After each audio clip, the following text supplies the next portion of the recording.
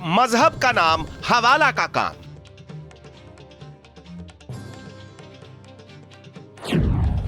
Border पर अवैध मदरसों का साजिश वाला जाल। ये उत्तर प्रदेश के सिद्धार्थनगर जिले का नेपाल बॉर्डर है।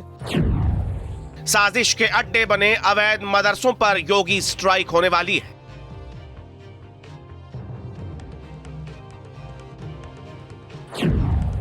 यूपी में अवैध मदरसों पर लगने वाला है ताला।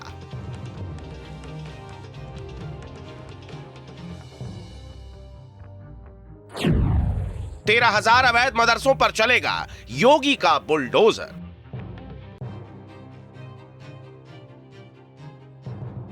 उत्तर प्रदेश में नेपाल सीमा के करीब बड़ी संख्या में बने अवैध मदरसों के विरुद्ध योगी सरकार का युद्ध जारी है।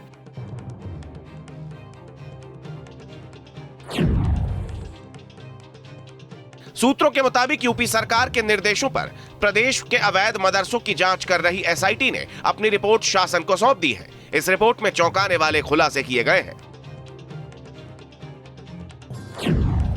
सूत्रों के मुताबिक एसआईटी की जांच में 80 अवैध मदरसों को विदेश से 100 करोड़ की फंडिंग की पुष्टि हुई है। एसआईटी ने 13,000 अवैध मदरसों को बंद करने की सिफारिश की है। एसआईटी जांच में खुलासा हुआ है कि अधिकतर अवैध मदरसे नेपाल सीमा पर बनाए गए हैं। महाराजगंज, श्रावस्ती, बहराइच समेत 7 जिलों में ये अवैध मदरसे मौजूद हैं। जांच में सामने आया है कि खाड़ी देशों से मिली रकम से 25 सालों में अवैध मदरसों का निर्माण किया गया है। सूत्रों के मुताबिक नेपाल के हर सीमावर्ती जिले में अवैध मदरसों की संख्या 500 से ज्यादा है। एसआईटी की जांच में अवैध मदरसे खर्च और कमाई का हिसाब नहीं दे पाए। सूत्रों के मुताबिक इन अवैध मदरसों में टेरर फंडिंग के लिए जुटाई गई रकम हवाला के जरिए भेजी गई। न्यूज नेशन की टीम भारत नेपाल सीमा पर मौजूद इन अवैध मदरसों का सच जानने ग्राउंड जीरो पर पहुंची। यूपी के सिद्धार्थनगर नेपाल बॉर्डर पर मौजूद मुडीरा में जो ग्राउंड रियलिटी सामने आई वो चौंकाने वाली थी।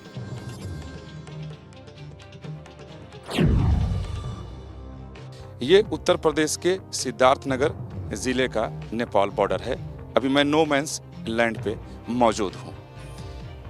ये गांव मुडिला है और इस गांव से ठीक 500 मीटर की दूरी पर गुलेरिया गांव है। गुलेरिया गांव का मस्जिद और मदरसा यहाँ से दिखाई दे रहा है और ठीक उससे 500 मीटर की दूरी पर एक ये मस्जिद है और ठीक इसके बगल में मदरसा है।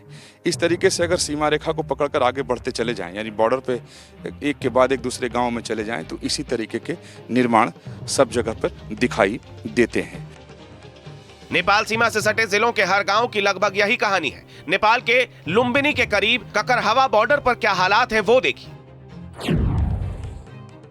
भारत नेपाल सीमा पर एक ककरहवा बॉर्डर है और इसी ककरहवा बॉर्डर से होकर आप लुम्बिनी तक जा सकते हैं। ये पूरा एरिया ये जो आप देख रहे हैं ये नो मैंस लैंड का है और सामने जो मस्जिद दिखाई दे रहा है वो नेपाल में है और उस मस्जिद से थोड़ी दूरी पर और चले जाएं, यानी महज 200 से 300 मीटर की दूरी पर तो एक नया मस्जिद और बना है, वो बिल्कुल नया है।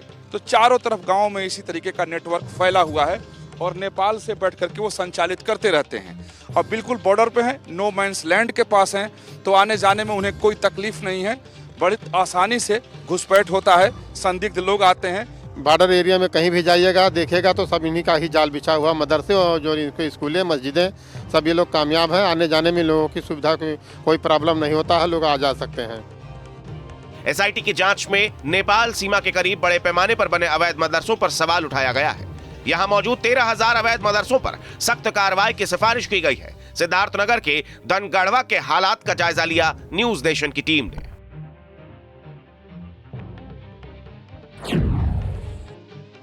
सिद्धार्थनगर जिले का यह धनगढ़वा इलाका है, बिल्कुल नेपाल की सीमा पर है। यहाँ से कुछ ही मीटर की दूरी पर नेपाल है और ये रोड है।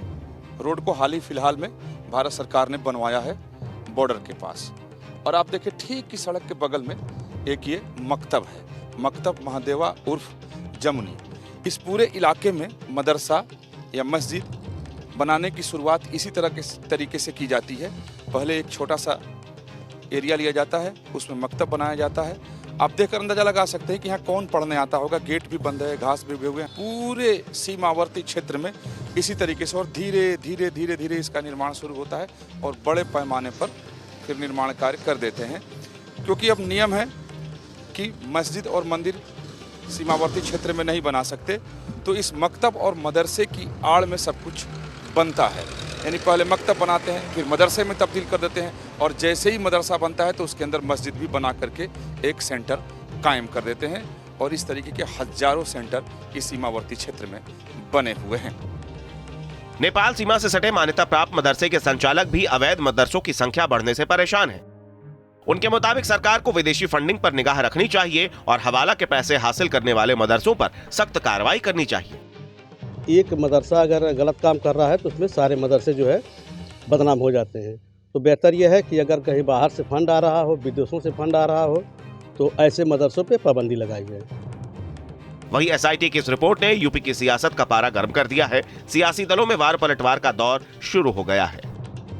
उत्तर प्रदेश में अगर कोई भी ऐसी गतिविधि है, शिक्षा को लेकर के कोई समस्या नहीं है, लेकिन शिक्षा के केंद्रों की आड़ में अगर कोई गैर कानूनी गतिविधि है तो उसकी जांच होगी और जांच में जो दोषी होंगे उनके खिलाफ कार्रवाई होगी। ये केवल मदरसे बंद नहीं कर रहे हैं, ये संस्कृत के विद्यालय भी बंद कर रहे हैं। जो सुविधाएं नेताजी ने, समाजवादियों ने संस्कृत के शिक्षकों के लिए, गुरुओं के लिए या संस्कृत की संस्थाओं के लिए दिया था, उसको भी छीन रहे हैं। ये भारतीय जनता पार्टी केवल एक समाज की दुश्मन नहीं है, ये देश को दुश्मन है, देश की।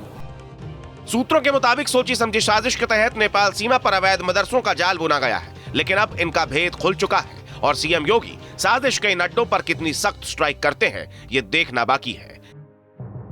Team news nation.